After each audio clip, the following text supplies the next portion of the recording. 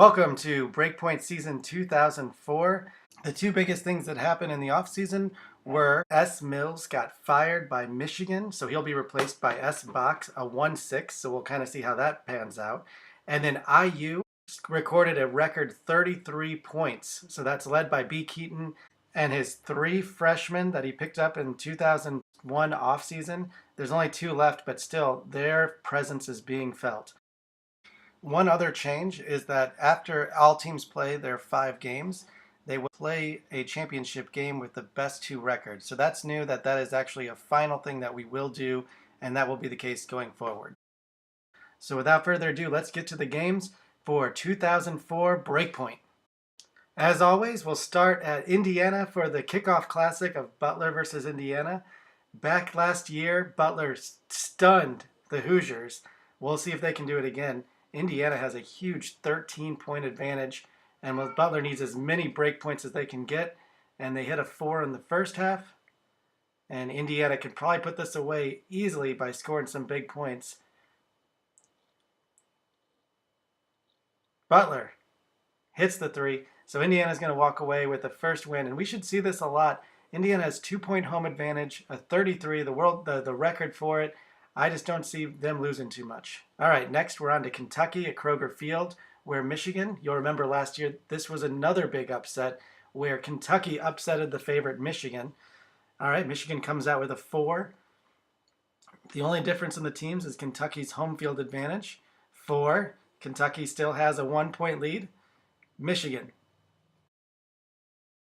Oh, Michigan hits a 0. Can they tie it? They can tie it 5-5. All Kentucky needs to do is avoid a 0, and they do. So Kentucky beats Michigan 2 games in a row, and looks like Michigan's right where they started, even though they have a new coach, Bach. Next, we go to Notre Dame Stadium, where the Fighting Irish have not lost at home. That's why they have a 2-point home court advantage. They're 5-0-1. Let's see if they can keep it up against Valpo. The two teams are tied. Ooh, a big roll by Valpo, taking a 5-2 lead, and Notre Dame misses. And that will be a 0. So their undefeated streak could be at risk here. Valpo's next roll is a 4. It's a 9. Notre Dame will need a break point. And just like that, as I say it, I curse them. They lose 9-4. That's the first loss for Notre Dame fans in the stadium. So after the first week, we can see Indiana, Kentucky, and Valpo are ahead. Notre Dame, Butler, and Michigan are behind. Next, we go to Michigan Stadium, where the top-rated 33 Indiana meet Michigan, with Bach still looking for his first win. A 8-point advantage for Indiana, and Indiana adds 3, so they've got an 11-point going to the first half, and Michigan adds a 4. Next, Indiana hits a 2-14. There's still a chance Michigan would need a couple of break points, and they hit the 5. So Indiana beats Michigan. No big surprise there. All right, next back to Kroger Field, we have Notre Dame visiting. The Irish beat Kentucky big last year. Let's see what happens. The two teams are tied 1-1, with Notre Dame with a 1-point advantage and Kentucky with the home court advantage. And Notre Dame hits a 3 on the first roll. See what Kentucky, oh, they hit the break point. That means they're going to put up a big 8 in the first frame and have a 5-point lead going to the second half. Let's see how Notre Dame responds. And they also hit a break point, and that'll be worth 7, which will give them a 2-point lead. Let's see if Kentucky can win this. And they hit the 2. That's a tie. So we have a tie game between Notre Dame and Kentucky. All right, next we go to Valpo visiting Butler. Butler leads the series against Valpo 2-1. And Wilson is looking for some more magic like he had in 03. So Valparaiso has a 4-point-1 advantage and comes out swinging with a break point. That'll be 7. Butler needs something to happen here. There's a 5, hanging in there. 5-point advantage. Let's see what Valpo can add on. They do 3, so it will need a break point from Butler. Can they do it? No, they hit a 2. All right, so Valpo beats Butler, and that closes out week 2. And now we see Indiana and Valparaiso ahead in the schedule's 2 games. And then Kentucky, with that tie against Notre Dame, is actually in the hunt there. And Notre Dame and Butler and Michigan bringing up the rear. Next, we go to Notre Dame Stadium, where both Butler and Notre Dame are desperate for a win. Butler has never beaten Notre Dame. They're 0-3 against them. And we all know how hard it is to win in South Bend. A 5-point advantage for Notre Dame, and Butler comes out with a 3. And Notre Dame hits a big break point. It's going to be really hard for Butler to get that first win against the Irish now. And they put up 10. So 15-3 going into the second half. Butler hits the 3. So Notre Dame will win and make that 4-0 against the Bulldogs. Next, we're going to Valpo, where the visiting team of Michigan. Valpo's making a run here. They're 2-0. Can they make it 3-0 and put the pressure on Indiana? Michigan with a big 5.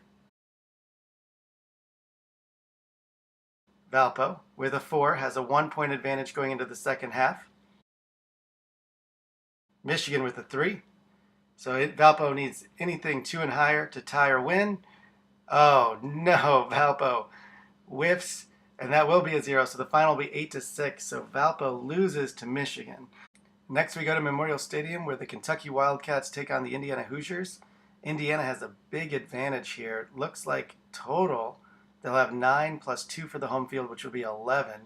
Now Kentucky's looking sharp this season. A win here, upsetting Indiana, could make a big difference, and it's not going to happen, as that's a 0, and that is a true 0. So Indiana looking to just storm past the Wildcats at home.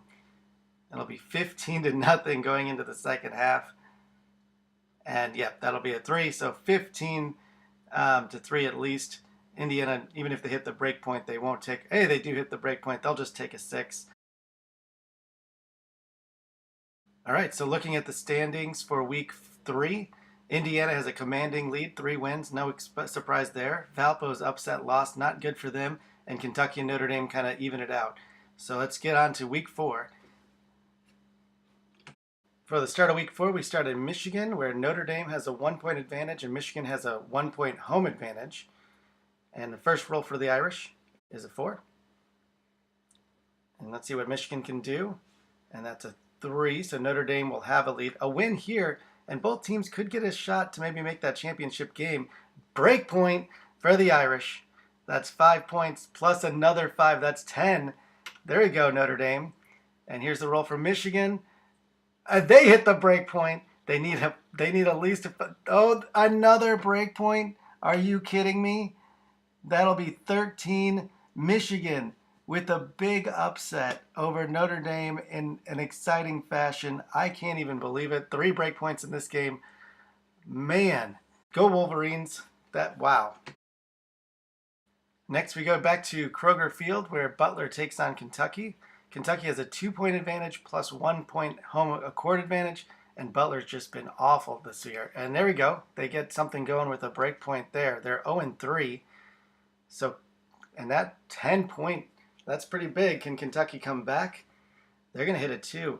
And I was just going to say, if Kentucky could win here, they might have a shot to get in there just like the Irish did. But it looks like Butler's going to close that door. As we get to 14-5, Kentucky needs a break point, and they whiff. Are they even going to score a point? They will. 14-6 is the final. Into Brown Stadium, where Valpo just was upset by Michigan and now has to face the champion Indiana.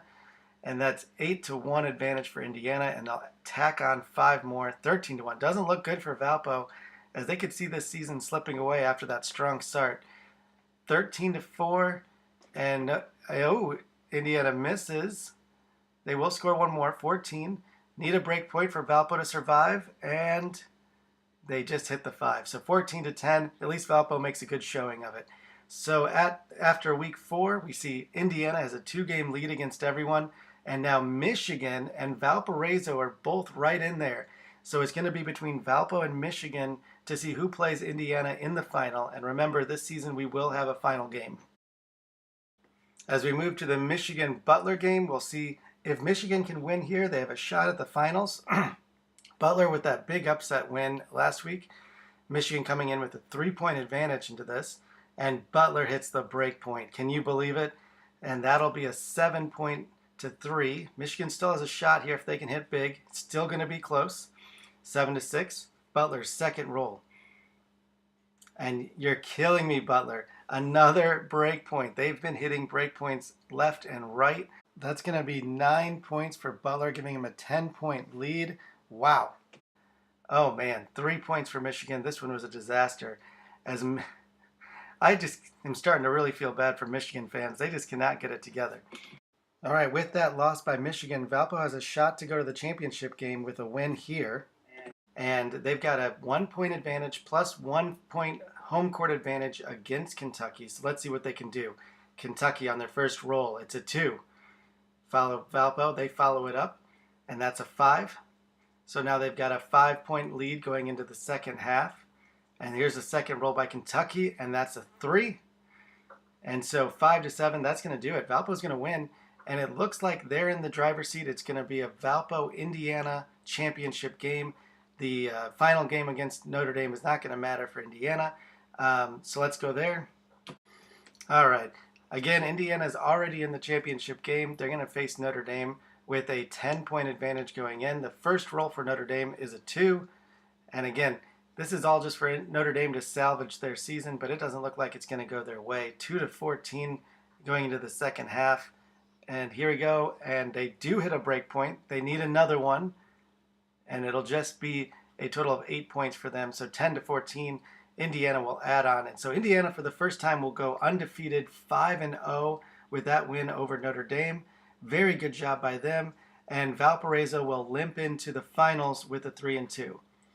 And as a surprise for the final championship game, we're going to Lucas Oil Stadium, where we have Indiana and Valparaiso facing off each other. And you might remember this matchup from the 2001 season, where Indiana played Valparaiso at the Butler Bowl.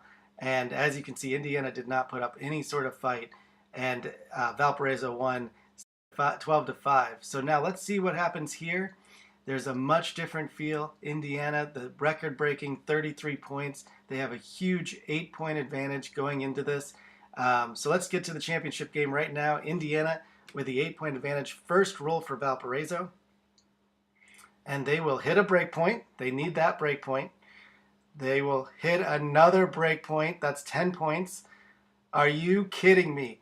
That's 15 points. That is a 17-point roll. We've never had a triple break point. Indiana has got to be shocked. I am flabbergasted. Why does this keep happening? This is the second championship with multiple break points, and here we have a record 3. I just don't even... Indiana needs to do something, and they're going to roll a 2. 17-10. I am floored by this.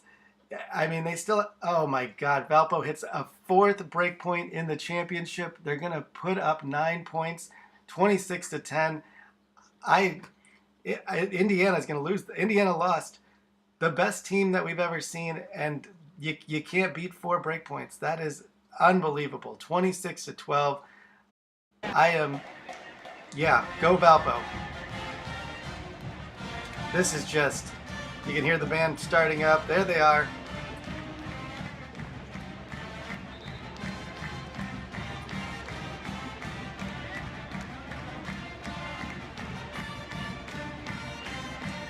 There we have it. Valparaiso, your national champions. Indiana with an amazing 5-1 season. Should have been undefeated. I am just floored by this. Again, thanks for watching. I hope you enjoyed this season. It's nuts. You never know what's going to happen. And I look forward to the next season. We got a little bit of surprises in store for the 2005 year. So please join us for the off season.